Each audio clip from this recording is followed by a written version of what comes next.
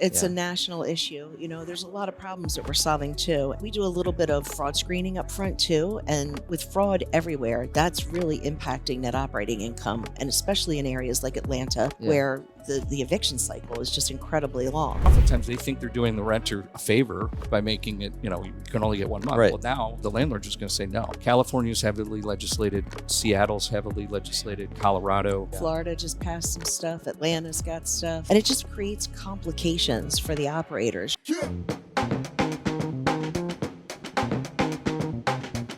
Okay.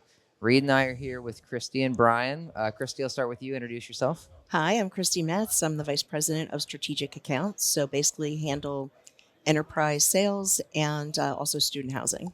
And Brian? I'm Brian Frisbee. I'm the Senior Director for Strategic Accounts. So really targeting the top 50 in multifamily. Cool. So the Guarantors is where you guys are currently hanging your hat. Tell us, what is the Guarantors? Well, at its very core, it's a commercial guarantor, right? So that we are able to allow renters that may not meet the credit or income requirements to be able to not have to meet all that friction in the leasing journey.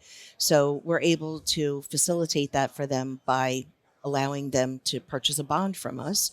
And then the landlord is protected against against any kind of default or damage from a high-risk renter that they might propose. We have a couple of other products too, where we also just rolled out a renter's insurance product. So that's really interesting because it's not your typical contents and belongings where the renter just buys it and it just rolls, right? We actually have added a compliance product to it where it's called Zero Gap. And what that means is that if that renter should step down their service to save a few dollars or stop paying entirely or let the policy expire, we're going to notify that landlord immediately so that they're aware that they've got a renter that's out of compliance. Got it. Well, focusing on the core offering, what you guys started with, which I think would be the Guarantor product, hence exactly. the name, right? Yep. What was this something that was known? Like Reed and I have been in multifamily for 10 years now, really focused on the marketing side. And I wasn't familiar. I mean, I hear about people getting denied, like when they apply to a property or whatnot. Sure. But was this something that has been around? This type of solution, has it been around for decades, or was this a need that Guarantors identified? And that's why it popped up. So it was a need that we identified. With the piece, there's two pieces to this, right? There's two insurance products to it. One is a security deposit replacement, and that's the piece that covers the damages. But then we added a rent guarantee to that.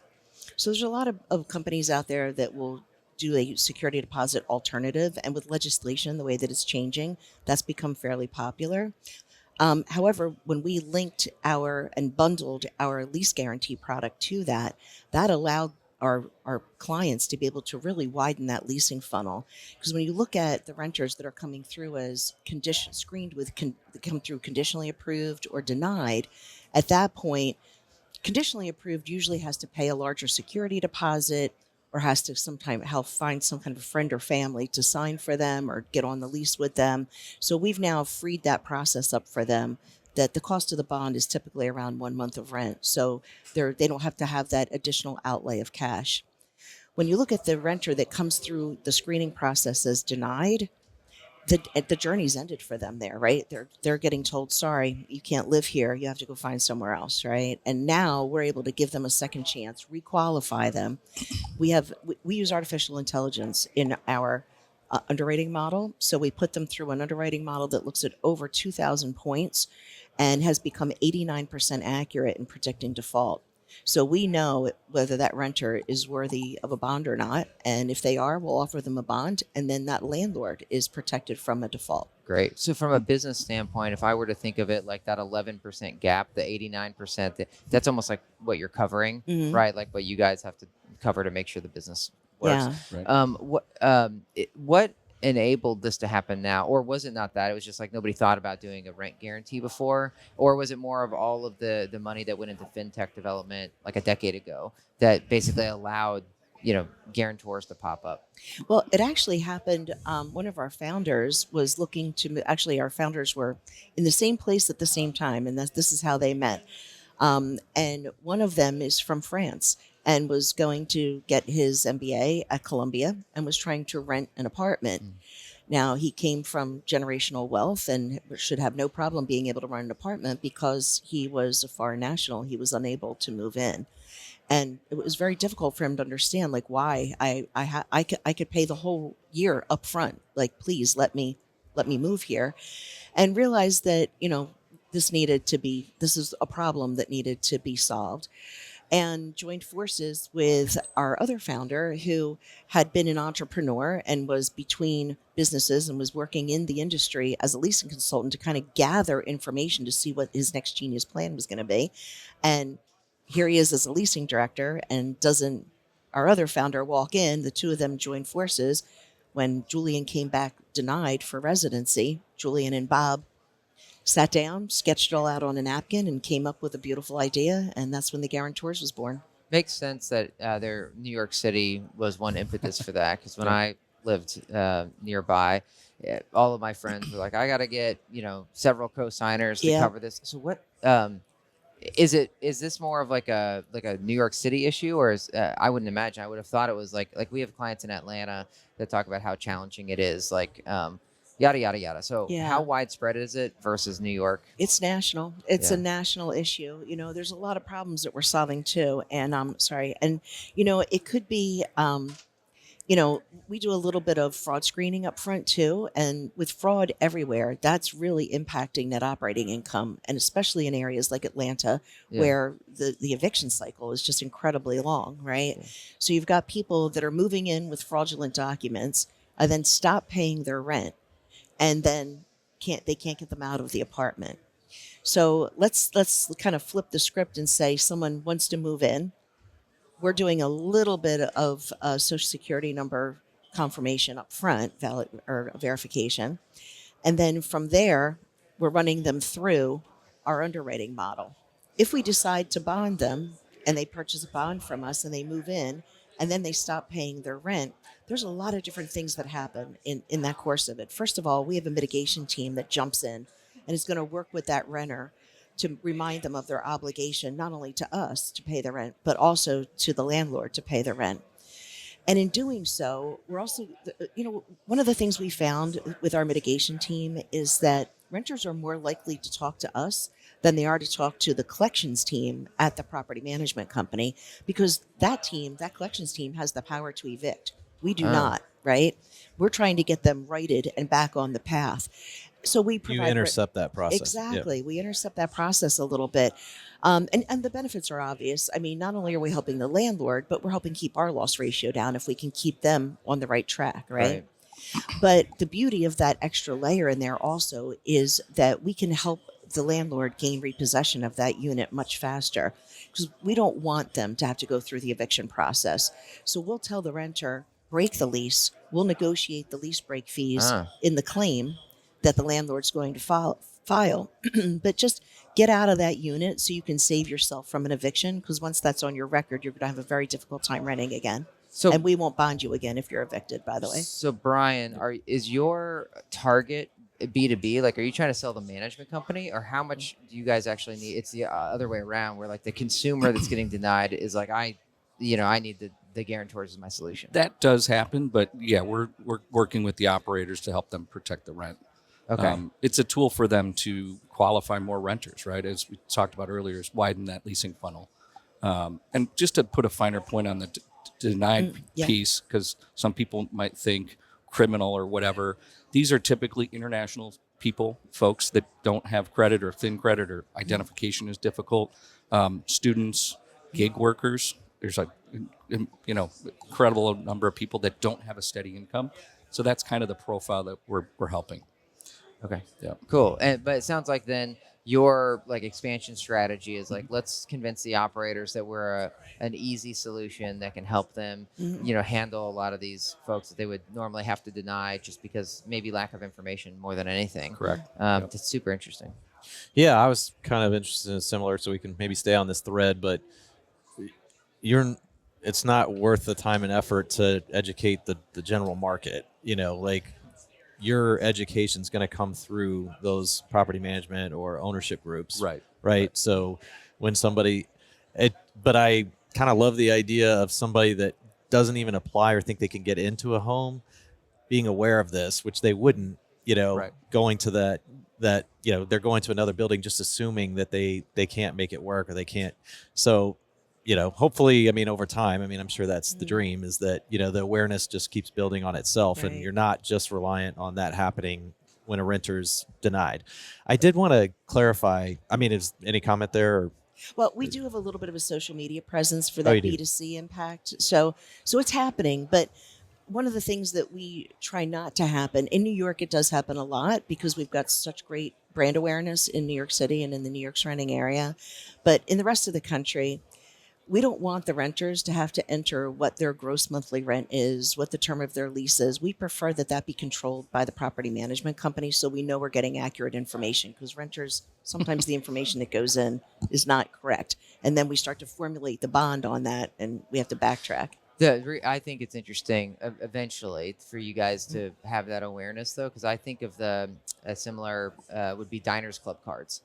Look, before my time a little bit, but as I understand the history of it, it's like at the time it was like, let's get the restaurant on board. The restaurant would then educate credit cards don't exist at the time, but we got this Diners Club program. We'll just say you can handle the meal, blah, blah, blah, right? But eventually it flipped, and it was like everyone's like, I've got Visa, and then I'm just going to go to the restaurant and use Visa. So that would be back to Reed's dream, my dream for you, right? It's like you can start like Diners Club, but then flip it to where it's like there's so much consumer awareness that they're pushing and saying, oh, here's my solution. Exactly.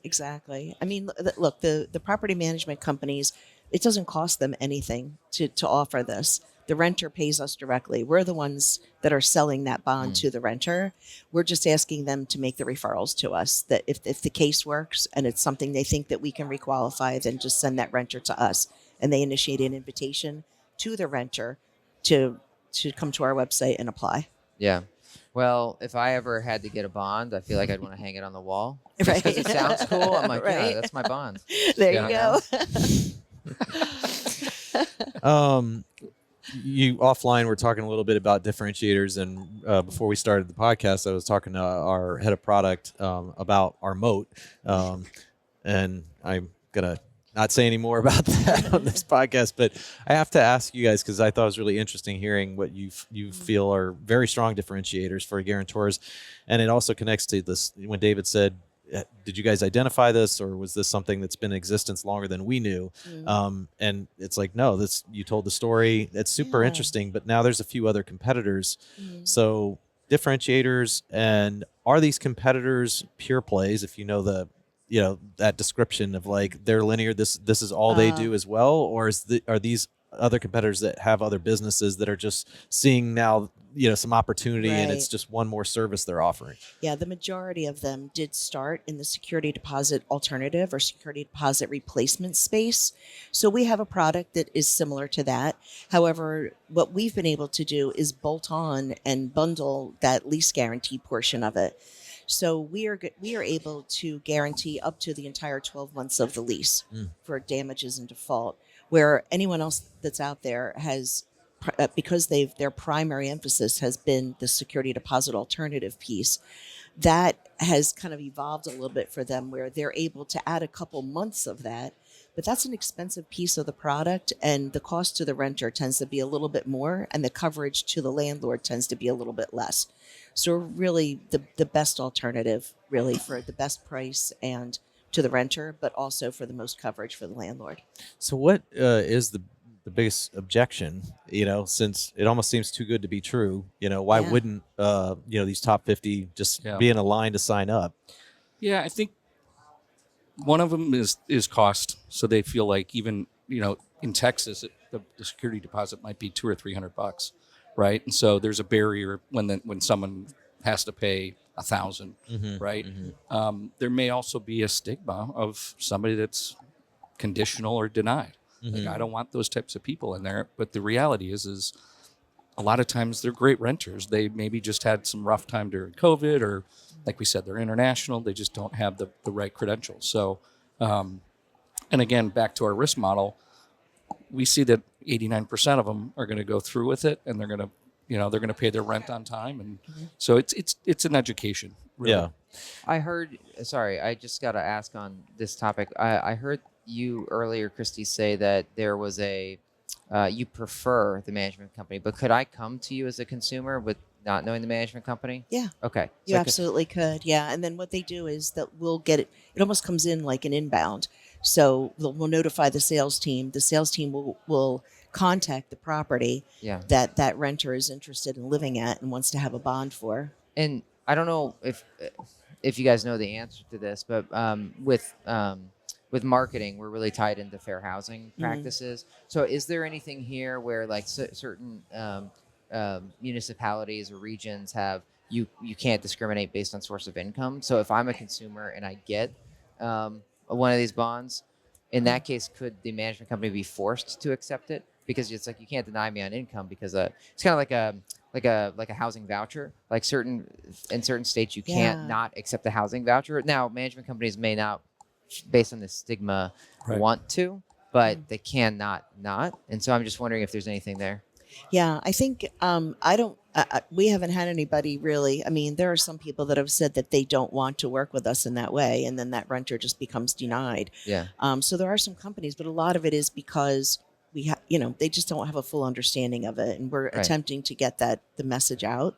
Yeah. But I think one of the things that this really, if they can just open their minds and let this happen, one of the beauties of this is that they can also check some ESG boxes in the course of this. Because think about it, we're creating more diverse and inclusive communities here by allowing more people to move in. So it's really, there's just so many different aspects that this touches. I love that, and I my experience with management companies, there's it's no one has malintent. It's simply maybe ignorance when it comes to some of these things around like sources of income, like like on like ad targeting or something. Well, also so that's why I brought it up. Yeah, and think about the process here too. Renter reaches out to us, tells us the property they're interested in. The next thing we do is reach out to the property. Sometimes we have to get to the regional, get to a vice president to be able to say, hey, we'd really like you to offer this at your community. Are you interested in this? Here's how it can help you. But there's layers to that. And then that renter has almost expired because now they wanted to move in yesterday and we're still trying to get through the layers to say, hey, here's something that you might want to do. Sorry, Reed, I interrupted. That source of income thing just struck me, and I didn't want to lose the thread. Yeah, I'm glad you squeezed that in. I did want to clarify on the 89%, and David said easy math, 11% is like the risk to the guarantors, like to the business. The 89% is not evicted, not necessarily where you guys have to intercept and try to help. So is that right? The 89% is what our underwriting model that we use AI for, that's its accuracy rate. Okay. So of all the renters that we qualify, we're 89% accurate in predicting whether they will default or not. That's what I thought. So so the ones that we think are really going to default, we're not going to be able to bond. So within the 89% that don't default, how much do you guys have to get involved? Is that okay to ask? Like, is it a quarter, a half? Like, I think I'm going to keep that as a proprietary. Okay. Yeah. Okay. But I will say that I did talk a little bit about our mitigation team, and that really is effective. You can tell. Yeah, I mean, it's really effective. If it kind of yields or turns out that way. So very much appreciate the sensitivity. Maybe a different way to ask this: if I'm a management company, how much would this clear up?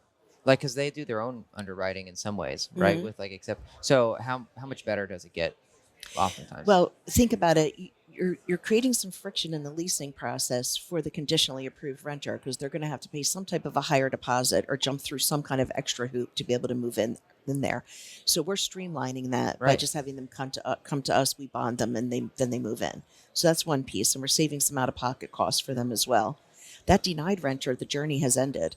They're being told you can't live here, so we're giving them the opportunity to requalify. So maybe the way to ask this is generally how often, or like what percentage of folks that would be denied are you able to get through like this management company? So, because I think about it from leads, like if I send someone 100 leads and then they're like, well, if I had to deny 40% of those, it's like, well, shoot, now they got to spend 40% more on marketing. Yeah, so we're able to approve up 10 10-20% of our denied applicants that are coming through screening to us, we can probably approve 10-20% of them. Like That's I said, the ones that we're not approving, they don't want anyway. Right. That's awesome. Exactly. That can be the difference for many of these buildings really as far is. as like hitting stabilize and Sure. being able to drive rent. Oh yeah, in a lease-up situation, it's incredibly helpful because you think about how you can widen that leasing funnel instantly. Exactly. So, David's joke comment about hanging a bond on a wall.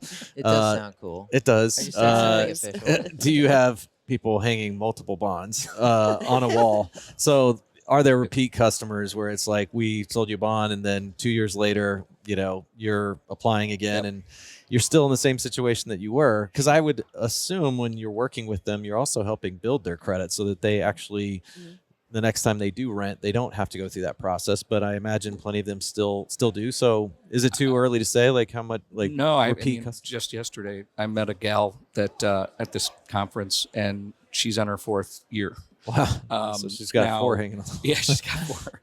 And she's like, it's been great working with you, or you're easy, all the renewal process is easy.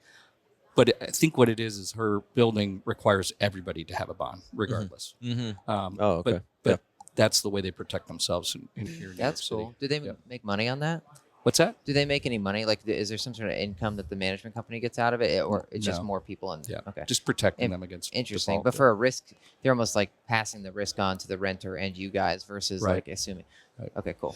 Can you share a little more? David said it made a ton of sense here in New York that you guys would have traction or success.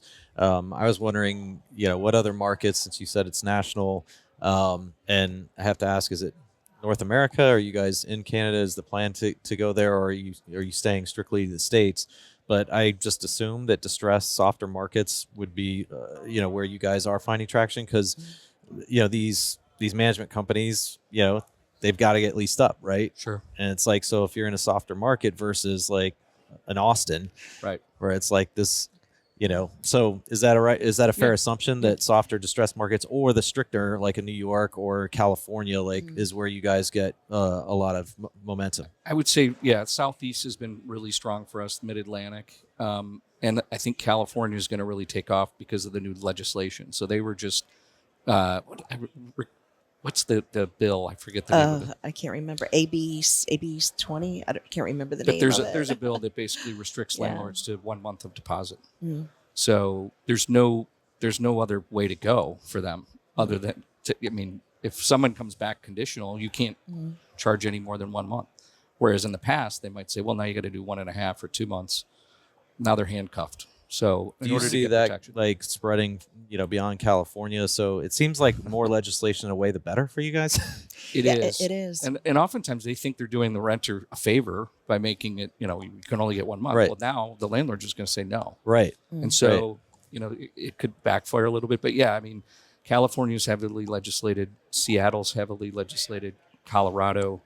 So Florida just passed some stuff. Atlanta's got stuff. And it just creates complications for the operators, right? Because imagine if you're forced to allow installments on a security deposit. That's one more thing you have to manage, right?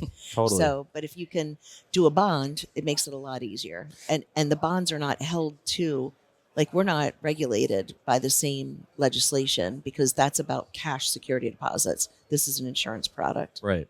What about the softer markets, distressed markets? Yeah, helping a little bit. I mean, look, anybody who wants to is seeing low traffic, low conversions, we can help, right? And Texas and in the Southeast, a whole lot of product just got delivered there very recently. So competition is now fierce as well. Right. So this is really helping them differentiate a little bit and stay competitive in the marketplace by being able to move more renters in. We can actually help the Guarantors. We hear that all the time. It's like quality of traffic.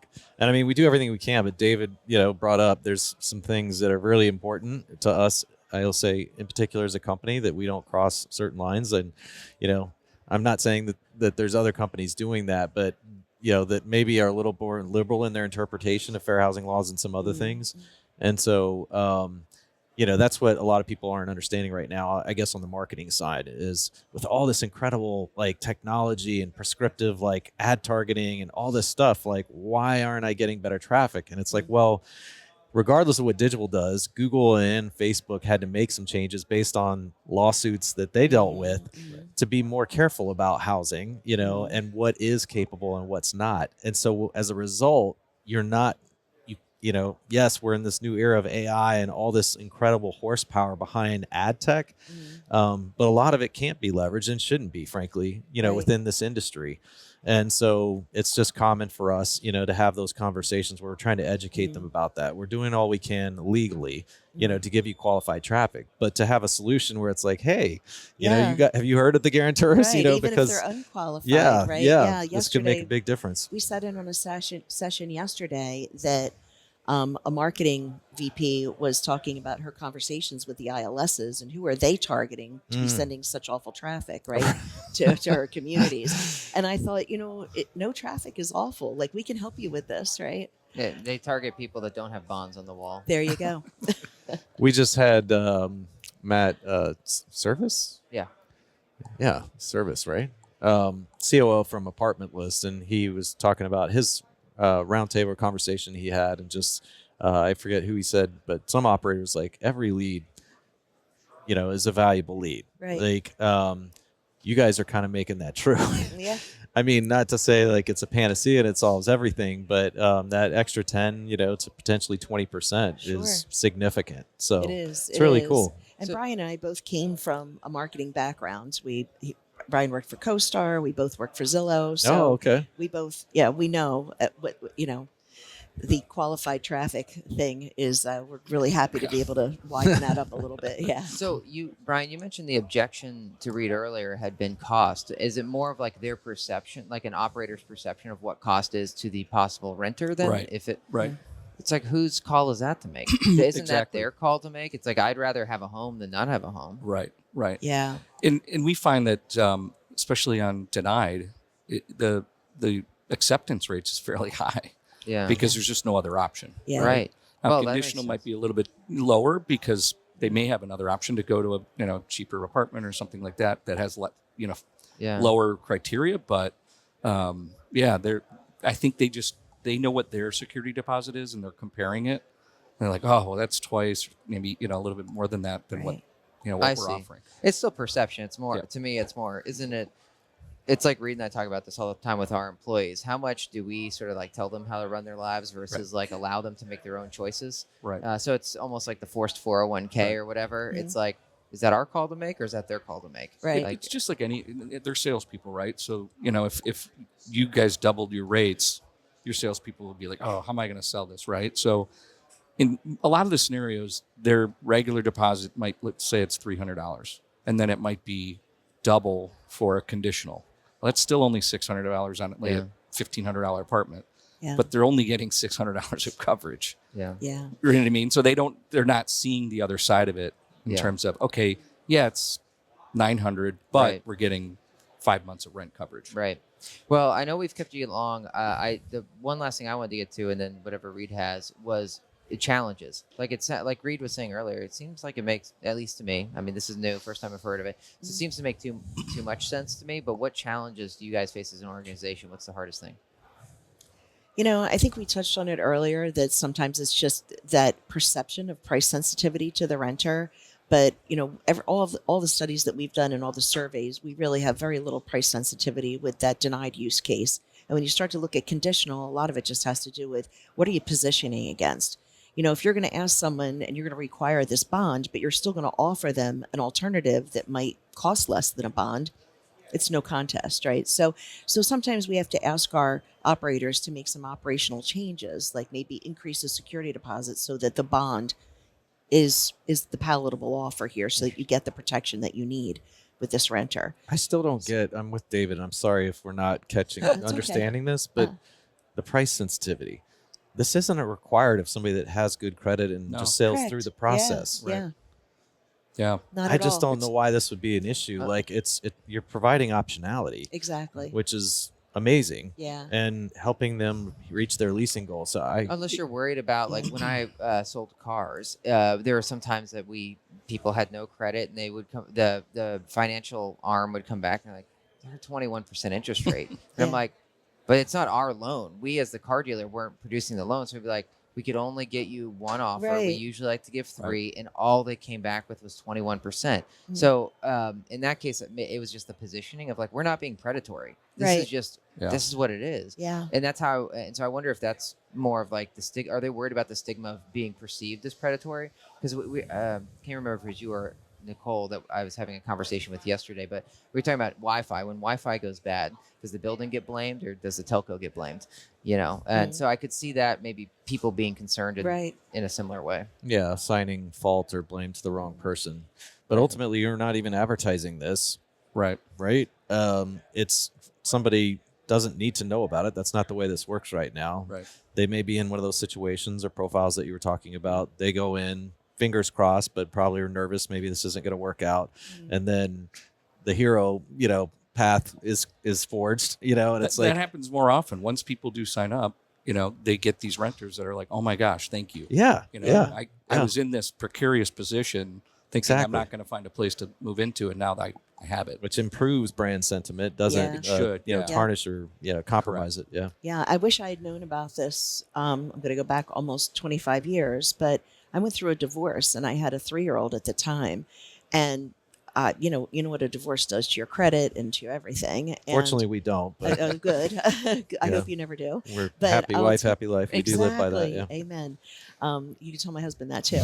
Anyway, but when I tried to rent with my child, I had some challenges and I had to go to a family member and I didn't love that. That it's, you're trying to establish yourself independently and start your life. And then you're still dependent on having a family member sign for you or, vouch for you. And it's a little demeaning as you're trying to declare your independence. So, I think a lot of the reviews that we see come in on our product really are thank you for allowing me the independence that I felt I deserved and letting me get that start that I need and not having to go to rely on friends and family to help me. I think So, it's super touching. It's truly inspiring. I mean, Dave and I have struggled from time to time just when people ask, what's your purpose? What gets you out of bed? And a lot of it for us has been building a company and being able to treat our employees right and make change in the industry, which we feel like we have. But it didn't hit me as early as it maybe should have. That we help people find homes, Yeah. and that's a big deal. It But really you is. guys kind of take that a step further. It's like for people that are even in greater need, whatever the circumstance is, that you guys are helping find solutions, which I think is fantastic for the industry. So super cool company. yeah, I'll tell you, it makes it easy to get out of bed in the morning and Yeah. start your day because we're doing something wonderful every day. And You it really are. feels good. Yeah, and Yeah. unfortunately, it's not getting better, right? I mean, No, Yeah. rents are going up, wages are staying relatively the same, and so we see this as a solution that's going to grow. I didn't let you answer. Just states, or are you in Canada or look? Oh, so Yep. not in Canada yet. Thinking about it, making some inroads, but not there yet. So we're in the entire country. We have filing in every state. The only one we don't that we just filed in is Alaska because we're working with a client on the West Coast that has a portfolio in Alaska. So we're getting that filing wrapped up right now. I saw 49 and I was like, it's either yeah. Alaska or Hawaii. It was, Yeah, we that's what I thought. got Hawaii, just not Alaska yet. Yeah, well, there's not a lot up there, Yeah, so yeah, but, yeah. but That's yeah, great. So yeah, and we're just now releasing a student housing product. So this is a new venture for us. We're very excited about it, and it's kind of an opt-in, opt-out program where the entire building is covered. So it kind of takes that piece because almost every student moving into an apartment community is going to need some type of a guarantor, right? Right. They're not established yet. Right. So this takes it completely. The process changes a little bit when we're underwriting the entire building and insuring the entire building on an insurance policy. And then the landlord has the ability to then bill back the renter for that. And there's a play for ancillary revenue there too, depending on what the market can bear for what they bill back. That's super smart. Student could be huge Really for you guys. huge. Yeah. We're heading out to the Interface Student Housing Conference at the end of this month. And we're really going to test the product out. We're very excited about it. We've gotten a lot of traction so far. I imagine. Our calendars are just bursting with appointments and events while we're there because people are so interested in learning more about this. Yeah. Great. Well, if people want to learn more, where should we point them? You can point them to me, Christine.Metz at TheGuarantors.com, Brian.Frisbee at TheGuarantors.com. We're happy to talk to anybody that has any questions. Awesome. Well, thank you guys. Thanks for having us. Thank you. Thanks for having us.